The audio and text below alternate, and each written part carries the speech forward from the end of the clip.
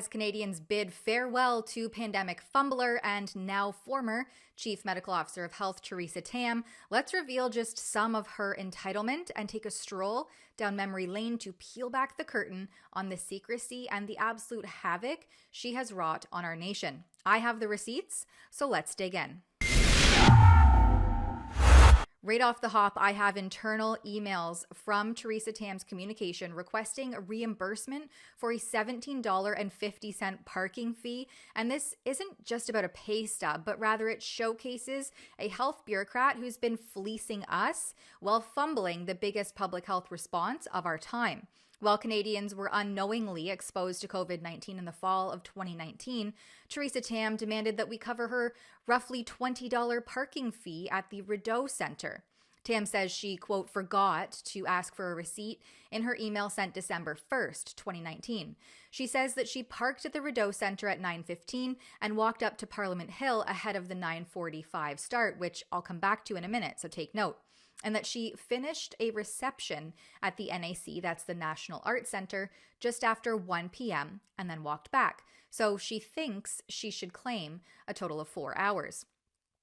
As detailed by Tam and according to the website, the cost of parking is $2 for the first 30 minutes and then $2.25 for each 30 minutes after that. You're telling me that Theresa Tam, who was making anywhere from $226,000 to $265,000 per year as a publicly funded bureaucrat, couldn't even foot the bill for a $17.50 parking fee?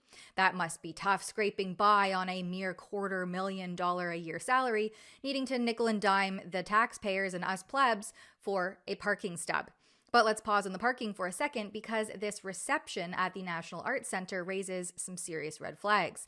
I dug through media clippings from the time and guess what? The only event tied to the NAC was the Nutcracker, which is hardly a hotspot for public health mandarins, and that wasn't on for another few days. There's no mention of Tam anywhere. I checked the lobby registry too. There's nada, zip, zero meetings listed for that date.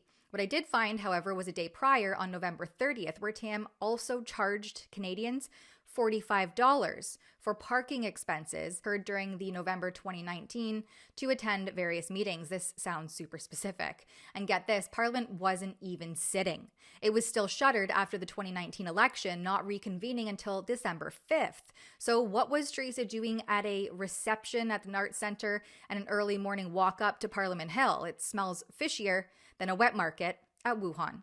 Now, speaking of Wuhan, let's rewind back to October 2019, 2 months before Tam's crucial engagement that she just had to charge Canadians $17.50 for. Reports from us here at Rebel News showed that COVID-19 was initially spread at the Military World Games in Wuhan in the fall of 2019. Fast forward to December 30th, 2019, Canada's Global Public Health Intelligence Network pinged Tam's agency with a signal about a mysterious pneumonia outbreak in China. Did Tam sound the alarm? Did she warn Canadians? Nope. Most of us were left clueless, and while Tam ignored warnings of an inevitable pandemic, which saw the wastage of nearly 9 million medical supplies, this purported top doc also failed to address systemic flaws in our national emergency strategic stockpile. And get this, back to early December 2019, Tam was certainly juggling a packed schedule. On December 4th, she was in Toronto meeting with the We charity. Yes, that's the same charity embroiled in political scandal in 2020 after it was awarded a $912 million contract to administer the Canada Student Service Grant and was found to have paid $425,000 to Prime Minister Justin Trudeau's family and given preferential treatment due to close ties with former Finance Minister Bill Morneau.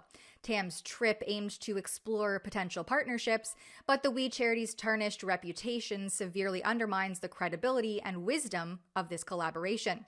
To top it off, Craig Kielburger, who's the co-founder of the We movement, which included the We charity, the Me to We social enterprise, and We Day, publicly lauded Tam, calling her a celebrity with murals painted in her honor in an article from May of 2020. Kielburger's glowing praise was, of course, intended to boost Dr. Tam's profile, but instead highlights the troublingly close ties between public officials and scandal-clad organizations, revealing a web of questionable judgment and misplaced priorities. So again, this isn't just about a $17 parking stub. This is about a chief public health officer who thinks she's entitled not only to our money, but also to our blind trust, and then cries wolf without so much as a shred of transparency. No receipt for her parking, no accountability for her COVID fumbles, and no answers for what she was doing at a phantom reception while the world teetered on the edge of government overreach, unlike we have ever seen before in the developed world.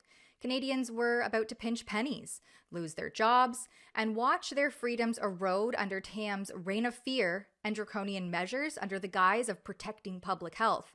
But don't worry, Tam's parking, well, it was covered. So as we wave goodbye to Dr. Tam's legacy of lab coat entitlement and public health sorcery, let's raise a glass to the chaos she leaves behind. Missing receipts, hidden warnings, and a masterclass in dodging accountability. Here's a tip to Dr. Tam. Next time, take the bus, or better yet, conjure up some integrity. Canadians are done funding your free ride. For Rebel News, I'm Tamara Ugolini. Increasingly fed up with a bloated, inefficient government that puts big pharma and corporate interests over people. If you support slashing the bureaucratic bloat, then please head over to slashthebureaucracy.com, sign our petition, sign up for future reports, and support our work. That's slashthebureaucracy.com.